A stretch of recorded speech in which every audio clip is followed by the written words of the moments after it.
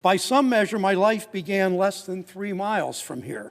My dad, a family doctor from Mansfield, Ohio, and my mother, a teacher from Mansfield, Georgia, met at a soldiers' dance in 1945 at the Mayflower Hotel. My father had returned from serving in the Army in the Middle East. My mother had moved to Washington to assist in the war effort, to work at OSS. Their first date a few days later was at the Willard Hotel. When they married the next year, my father moved to Mansfield, Ohio, then a prosperous industrial city where Ohioans made steel and manufactured cars and tires and appliances for young families returning from World War II. When I was in high school, my mother, troubled by the racism she saw in small-town Georgia as a kid and in Ohio when she moved there, helped found the Ohio Council of YWCAs. The 165-year mission of the Young Women's Christian Association is to eliminate racism and to empower women. My dad was a family doctor with a working class practice. He always took care of people, regardless of their ability to pay. From them came my values and my desire to serve. From my parents, he a conservative, she a liberal, he a Republican, she a Democrat, he a Northerner, she a Southerner, taught me by their action and their admonition that the role of government was to help the little guy. The big guy could take care of himself. I went to Johnny Appleseed Junior High, that was really its name, and walked the halls with the sons and daughters of auto workers at GM, electrical workers at Westinghouse, steel workers at Empire Detroit, machinists at Tappan Stove, and the daughters and sons of the thousands of millwrights and electricians and laborers and pipe fitters who kept those plants running. These workers, especially those lucky enough to carry a union card, could buy home, take a vacation, and join a growing middle class. But by the time I graduated from Mansfield Senior High School, these plants were starting to shut down. Corporations searched the globe for cheap labor. First, they moved south to anti-union states. Then they lobbied for tax breaks and bad trade deals to move jobs overseas, always in search, Mr. President, of lower wages. Compliant politicians were all too happy to oblige. They called it the North American Free Trade Agreement. They called it Most Favored Nation status with China. Honest to God, that was its original name. They called it the Central American Free Trade Agreement. They called it the Trans-Pacific Partnership until we put a stop to it. And Wall Street rewarded those companies and those politicians over and over and over again. I saw what corporate greed and, frankly, presidents of both parties did to my hometown, in towns like it all over this country. Through all my years in Congress, I've tried to be the voice and the megaphone for those workers and for those communities. I think back to 2003. Every night at the other end of this building, every night, I've stood in the wall of the House of Representatives reading letters from Ohioans opposing Bush's war in Iraq, from Cleveland to Cincinnati, from Dayton to Columbus, from Toledo to Athens. The White House, on flimsy evidence, but with an itch to go to war, was sending working-class kids from Ohio to fight and too often die in Iraq, a war that history tells us was a colossal mistake. I drew inspiration from President John Quincy Adams, who had returned to the House in his attack on slavery to evade House rules that prohibited, believe it or not, that prohibited debating slavery, rules forced on the People's House by enslavers, by Southern enslavers. He read letter after letter from his constituents about the evils of slavery and advocating for its abolition. Then as now, our duty is to amplify the voices of the people whom we serve. To be that strong and effective megaphone, you start by listening. I remember when I helped lead the opposition in my first year in the House to NAFTA. Bill Richardson, a pro-NAFTA Democrat from New Mexico, lamented the fact that members would go home during congressional recess. He said, every time members of Congress go home, my side loses votes. Well, there's a reason for that. We're supposed to listen to our constituents. So almost every week, every Friday, Saturday, Sunday, I'm in Ohio. I've crisscrossed this state, from Ashtabula to Athens to Gallipolis to Zanesville to Portsmouth to Springfield to Van Wert to Toledo to Shelby, all over this state, holding round tables, walking picket lines, touring plants, talking to workers in break rooms and on work sites and behind checkout counters. On Monday afternoons, I return to Washington carrying a satchel of good ideas drawn from Ohioans. My job in both the House and Senate has been to represent those workers, to listen to them, to speak out for them, to fight for them, not to listen to Wall Street, not the drug companies, not the big railroads, but to fight for the people who make this country work. Over the last few weeks, people have come up to me since the election, at the grocery store, after church, at the airport, in the halls of the Senate, asking how I'm doing. There are two reasons I answer I'm doing well. First is this team around. I've never been prouder of the public servants who work in this office, how they immediately went to work to help and support each other. All of them have dedicated themselves to making sure their colleagues land well and to making sure casework for Ohioans is handed off to other members of Congress. Over the last few weeks, I've been meeting with every single staff member, 70 in all, to discuss their careers and their futures. The second reason is that for me, this job's never really been about the title of being U.S. Senator. Much of the important work we've done has been driven not by a bunch of Washington insiders, but by ordinary Ohioans. I think about the fight to save workers' pensions. When Wall Street gambled away workers' retirement savings, we fought back. Washington ignored Ohio workers, didn't take them seriously. Most people in Washington don't really even understand what collective bargaining is, that workers give up raises at the bargaining table for pensions and paid into them over a lifetime, all for the promise of a secure retirement for their family. Ohioans put this on the agenda. They kept it there. We never gave up, and together we passed the Butch-Lewis Act, named for an Ohioan, saving the pensions of 100,000 Ohio workers and 1 million workers serving this country. Or think how we expanded health care for veterans exposed to those football field-sized burn pits. Ohio veterans and their families came to us. They put it on the agenda. They forced Washington to listen. Veterans traveled to Washington. Many of them camped outside this door, not far from here, to make this happen. Because of them, the Heath Robinson Pact, again named for an Ohioan, is now law. Those fights aren't quick, particularly when they require taking on powerful corporate interests. Back when I was in the House more than 2 decades ago, we organized bus trips for Ohio seniors to Canada to save money in prescription drugs. 3-hour bus ride from Lorain to Toledo to Detroit, across the river to Windsor, Ontario, so they could save money on prescription drugs. Throughout my entire time in the Senate and before, we fought Big Pharma and their lobbyists trying to lower the cost of prescription drugs. 2 years ago, finally we won. This never happens fast. We capped the price of insulin at $35 a month for Medicare beneficiaries. For the first time, Medicare is negotiating drug prices for seniors. These victories, as I say, they don't come easy. Of course they don't, but they matter to millions of families.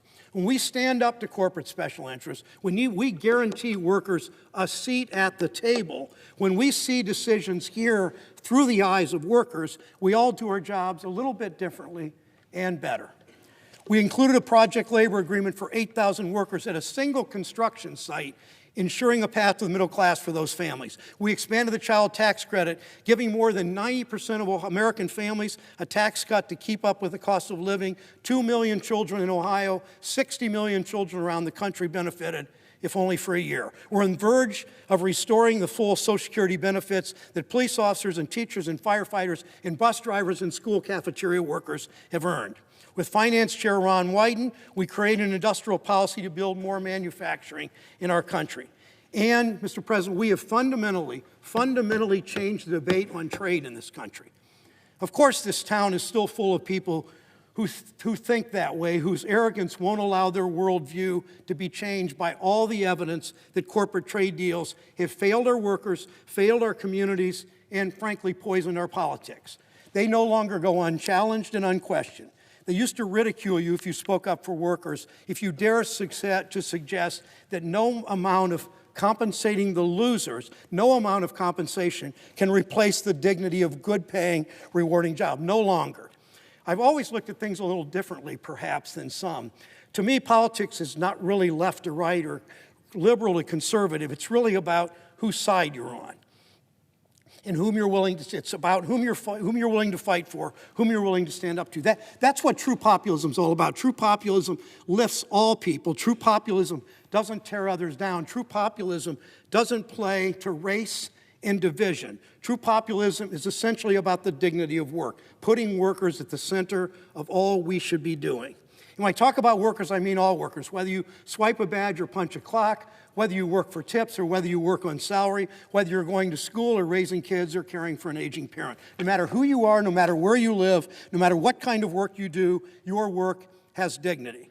And it ought to pay off for you and your family. We have that in common with all the differences we have as a country. We have work in common. Work is really what binds us. For too many people in Ohio and around the country, hard work hasn't paid off. Today, far too many workers don't see a path in the middle class, no matter how hard they work. For almost a half a century, we know this, we should be challenging this.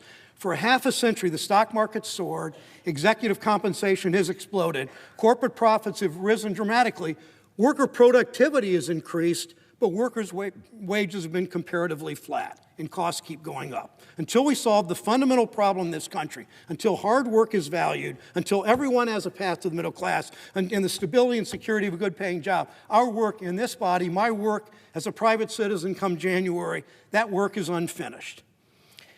If you want to know why so many workers think the system's rigged against them, just look what happened 3 weeks ago in East Texas.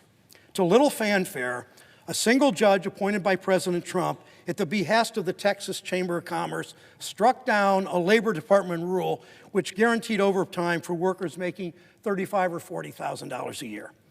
That ought to be a fundamental principle. If you put in extra hours, you ought to earn extra pay. You did the work, you earned it. One judge, one decision, 4 million workers lost their overtime. One judge, one decision, 4 million workers lost their overtime. That's why we make this fight. In 1891, Pope Leo XIII wrote us what is recognized as the first time that an international figure acknowledged the rights of workers and the duty of employers to respect workers' inherent dignity. In Rerum Novarum, he wrote that to respect in every man his dignity required respecting workers' rights to fair compensation and safe, humane working conditions. Think about this. 7 decades later, in the segregated Tennessee, in a segregated city of Memphis, in a segregated neighborhood, amidst a torrential downpour, 4 sanitation workers climbed into, yes, a segregated garbage truck to shield themselves from the rain. 2 white workers settled into the warmth and the safety of the cab. 2 black workers crawled in the back amidst the garbage where the compactor malfunctioned, and 2 young black workers were crushed to death. Dr. King went to Memphis twice that year. He went after that happened. The second time we know he was murdered, both times fighting for the dignity of work. He wove together better than anybody I know of in history, wove together civil rights, voting rights, and worker rights better than anybody ever has. In a speech to AFSCME sanitation workers a month after the workers were crushed to death, he spoke at AFSCME on March 18th in Memphis. So often we overlook the work and the significance of those who are not in professional jobs, of all those who are not in the so-called big jobs. But let me say to you tonight, Dr. King went on, that whenever you're engaged in work that serves humanity, it has dignity and it has worth. All labor has dignity. While the shape of our fight for the dignity of work may change, it will, of course, continue, and I count on my colleagues to do that. I will close the same way I've closed so many speeches across Ohio, because the values I fight for have not changed and will never change come January. On my lapel, I wear this pen. Some of you have one on today. Thank you. Many of you do. I wear this pen. I know you don't wear it every day, but thank you for wearing it today. Depicting a canary in a birdcage. It was given to me at a Workers' Memorial Day rally 25 years ago in Lorain, Ohio. You know the story. At the turn of the last century, coal miners took the canary down into the mines with them to warn them of poisonous gases. They didn't have a union strong enough to protect them. They didn't have a government that cared enough to protect him. He was on his own. But over the last century and a half, think of what we as a nation have done. Think of what we've done to change that. All those fights required going up against powerful special interests. I think about the lesson that any union organizer knows. They don't just give you fair wages and better benefits and a retirement. They don't give it to you. You have to go out and take it. That's how progress works. Wall Street didn't just wake up one day and say, you know, older people ought to have a pension. We ought to get, no. We demanded Social Security, we fought for it, and we got it. Companies 100 years ago didn't just all of a sudden think, you know, work's too hard, we ought to have an 8-hour workday, we ought to ban child labor. No, we fought for it, we demanded it, we got it. Big insurance companies didn't just all of a sudden think, you know, there are a lot of senior centers that just can't afford their health care. No, we fought for it, we demanded, and we got Medicare. In the 1960s, a bunch of Southern segregationists didn't say, you know, everybody ought to have the right to vote. No, we fought for it, we demanded it, we got voting rights in this country. And then just 2 years ago, the drug companies then all of a sudden say, you know, insulin costs too damn much. We've got to do something. Drugs are too expensive. No, we took them on, we fought for it, we got a $35 insulin cap. Those fights, progress didn't just happen on their own, of course. So when I first came to the Senate, Mr. President, like all new senators, they gave me a really cool, pretty expensive looking piece of jewelry to say I'm a big shot, I'm a senator, and walk around putting. Well, I wore that for a couple of days, and then I thought, you know, it didn't feel right, so I took it off. I put my canary pin back on. I've worn it every day since. So when I walk off the Senate floor at the end of this year, nothing changes. I'm not taking off this pin. I'm not giving up my fight for workers. If you love this country, you fight for the people who make it work every day. In January, I returned to Ohio, close to the 7 grandchildren who are sitting in the gallery today. My wife, Connie, surprised me last night with their showing up at a dinner with their parents in tow. My grandchildren in the gallery today, some sitting there patiently, some perhaps not so patiently. Leo and Jackie and Milo and Carolyn and Russell and Ella and Maribel sitting with Emily and Matt, sitting with Elizabeth and Patrick and Caitlin and Alejandro, and Andy Clayton, our oldest, is taking finals today.